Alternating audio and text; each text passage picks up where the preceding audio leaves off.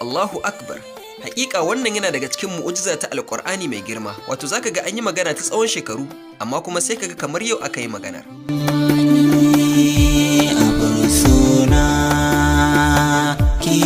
Sannan kuma lokuta da dama idan ana fassara wasu ayoyi na Alƙur'ani sai kaga kamar ma a kanka ake maganar. Domin shi Alƙur'ani babu inda bai taɓo ba, sai dai in ilimin ka ne baka yi gurin ba.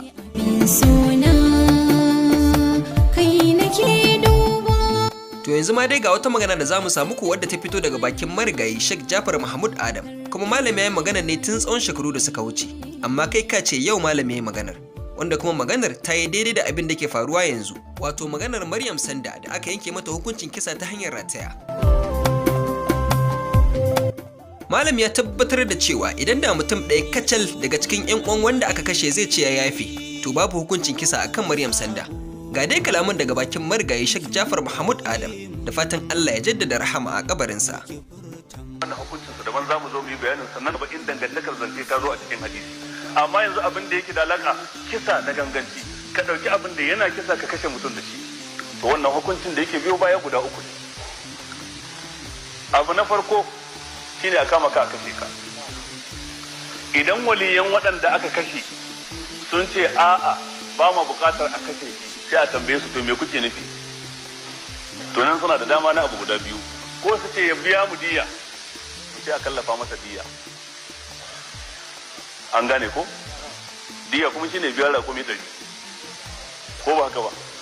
To idan kuma idan kuma suka ga dama su ce a'a mun yafe maka, wato ko a kama shi a kashe, ko kuma ya biya diya, ko kuma me yafewa.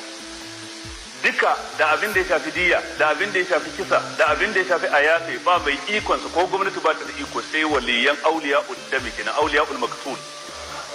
Wa man qutila mazluman faqad ja'alna li waliyhi sultanan fala yusrif fil qatl innahu kana mansura. Duk wanda aka kashe masa dan uwa, aka kashe masa uba, aka kashe masa da, aka kashe masa kaza, ba yana da bin jinin sa ba kenan. Ja'alna li waliyhi sultanan. Allah ce waliyin wanda aka kashe din mun ba shi dama nan shi ma ya nemi a kashe wancan, ko ya karbi diya, ko ya ce ya yafe. Dama tana hannun shi, ba ta hannun gwamnati ko kotu, ba ta hannun ko da ministan shari'a, tana hannun wannan, ba ta hannun ko shugaban kasa. Dan shugaban kasa ba waliyin dami bane ba. An gane ko? Faqad ja'alna li waliyhi, kaga shari'a musulunci da adalci. In suka ce a bamu diya shikenan. In suka rigima, wani ya ce a bamu diya, wani ce ni ban yadda ba a kashe shi, to diya za a biya. Kaga hikimar musulunci, dan ka gane shari'ar musulunci ba wai kishirwar jinin mutane take ba. In su 10 ne 'ya'yan da aka kashe musu uba, guda 8 tara suka ce a kashe shi, ɗaya ya ce ni ban yadda ba diya za a biya, sai a rinjayar da bangaren diya. Allahu Akbar. Allah mun gode maka da ni'imar musulunci. Yanzu kuma bari mu yi waiwaye inda za mu nuna muku shagalin bikin wa'annan bayan Allah, inda bikin ya wakana cikin nishaɗi da soyayya da ƙaunar juna, inda shi kuma mawaƙi Aljita yake waƙi amarya Maryam Sanda tare da marigayi Bilyaminu. Allah sarki.